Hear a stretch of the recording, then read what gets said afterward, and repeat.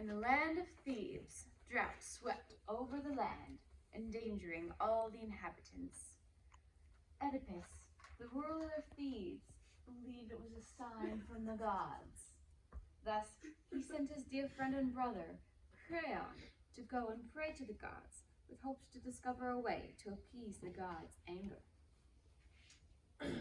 My good lord and cousin, Creon, son of Menescus, what answers of the gods have you brought home? Favorable.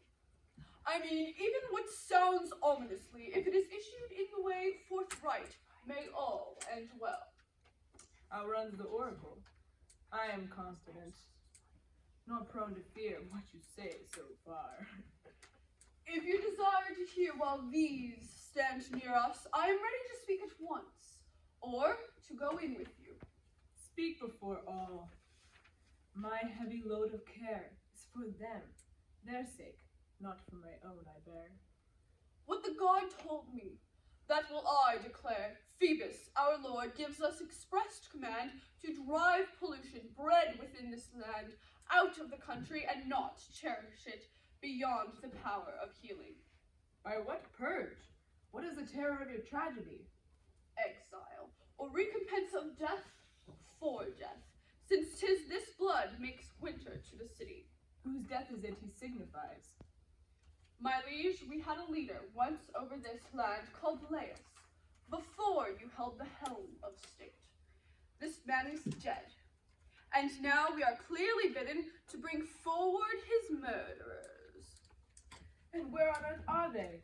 Where shall they be found, this dim-seen track mark of an ancient crime? Boy, go fetch Tiresias. He sees and knows all, though he is blind.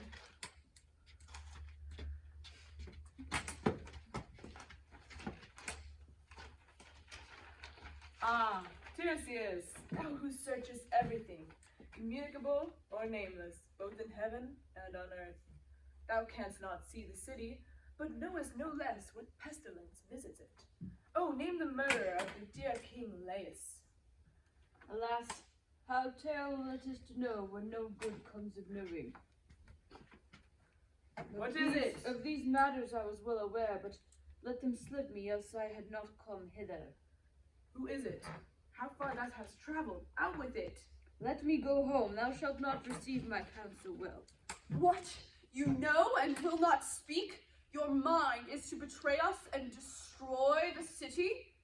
I will not bring mores upon myself and upon you. Why do you search these matters? Vain, vain, I will not tell you. Worst of traitors. Will you not speak out ever, but stand relentless and persistent? Alas, I surrender. You are Laius' murderer. He whom you seek. You know not in what worst of shame you live together with those nearest you, and see not in what evil plight you stand. Are these crayons' work or your own? Your bane is no ways, Creon, but your own self.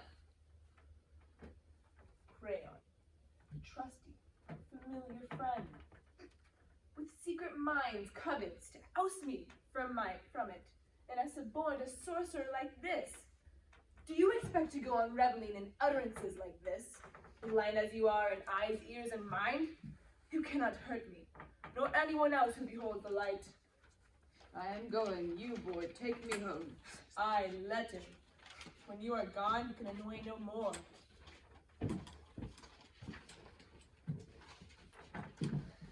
Oedipus, the king, lays grievous accusations to my charge, which I will not endure.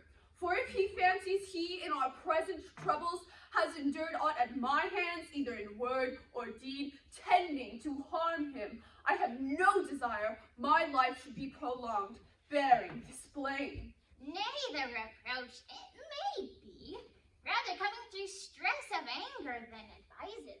But it was plainly said, by my advice, the prophet gave false answers.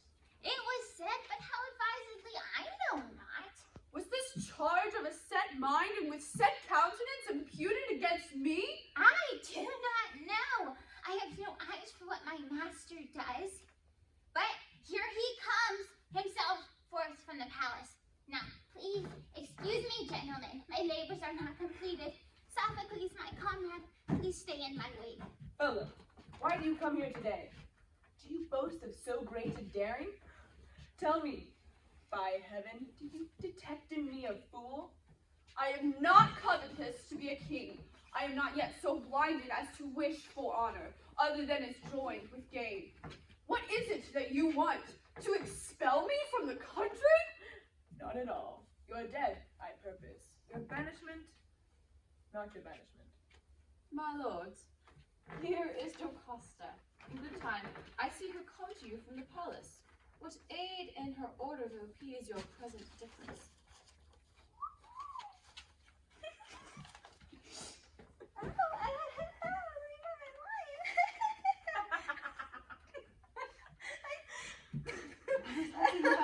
Unhappy man, what is it that makes you raise the senseless broil of words? Sister, your husband, Oedipus, thinks fit to treat me villainously, choosing for me two bad things. One, to expatriate me, or to seize and kill me. I do not deny it, wife. For I have found him out in an offense against my person, joined with treachery. So may I never thrive but perish, banned to heaven if I have done a thing to you of what you charge against me? Oedipus, oh, in heaven's name, believe him. Above all, revere this oath in heaven for myself and all who stand before you. Hear her, my king. The wisdom and good pray will I pray you hear. How can you expel with disgrace a friend on charge without clear proof? For heaven's sake, tell me, my lord, what is it that causes such deep anger? He says I am Laius' slayer, by words from a knavish seer. Oh, set yourself free from that thought. Listen and learn. I will tell you the story of Laius' death. Laius received an oracle saying he would die by his son's hands, whom he should have by me. 3 days after my son's birth, with ankles pinned, we cast him out by hands of others, so that Laius should not endure death at his son's hands, of which he was afraid. Sometime later, robbers came and murdered him at a place where 3 roads meet. Take hold of me, wife. I'm hearing you. I heard you say Laius was slain where 3 roads meet. Yes, so the rumor ran and still runs still. And where might this spot be? Focus is the land named. There are 2 roads converged. One is Dolly and the other Delphi. What time has passed since then? It was just before you installed as ruler of the land. God of heaven, I have proffered myself to a tremendous curse not knowing. I am afraid the prophet was not blind. Woman, who is it that told you this? The messenger who alone came safe away. Is he now present in the house? No. After he saw you governing in Laios' stead, he came and begged me to send him to the fields and sheep meadows. Could we bring him back quickly? Yes, we could.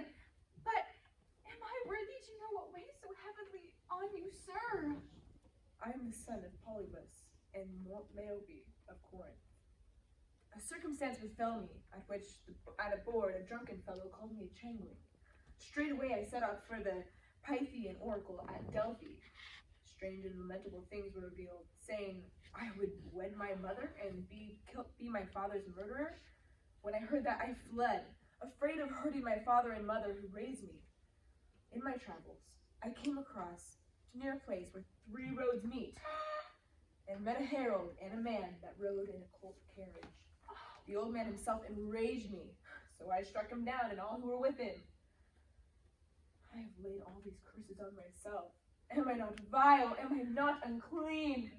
My liege, these things affect us grievously. Still, till you hear the messenger's story who is by, do not lose hope. I will send quickly for the messenger. Oh no. Are you okay, messenger? What a mighty old man. Sirs, where is the palace of Oedipus the king? This is his dwelling. He is within. Here is the messenger. Let him speak. He is from Corinth. And son, you do not know of what you have done. How so, old man? Tell me. I found you in the Slytherin wooded depths. What was I saying? In Slytherin wooden dells. Ah, yes. I tended flocks on the mountains near there. A shepherd brought you to me in swaddling cloths. I untied you when you had the soles of both your feet bored through. Jocasta would know best who the shepherd was. For heaven's sake, if you care for your own life, do not try to discover who the shepherd is. I am sick, and that's enough. Whoa, unhappy. This is all I have to say to thee, and no word more forever. Was it when I rhymed?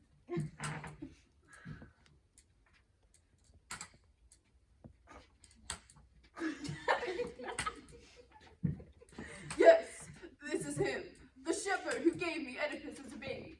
Come, say now, don't you remember giving me the baby boy to bring up as my own? What do you mean? Why do you ask? This is the man, good fellow, who is then a youngling. Hey, hold your peace. Do not, for God's sake, harm me, an old man. Quick, someone twist his hands behind him. Did you or did you not give him the boy he asked about? Tell the whole truth. I gave it to him long ago. It was not mine. Another gave it to me. 'Twas the child of Laius' household. Jocasta and Laius heard the prophecy that their son would murder his father. They gave the baby to me to do away with, but I had pity and gave him to the messenger, thinking he would carry it away to another loving household. It is all plain indeed. I was born of those who I ought not to have wed, and those who I ought not to have slain. Jocasta and Laius are my parents, and now Jocasta is my wife, and the mother of my children. No! I cannot look upon my children ever again.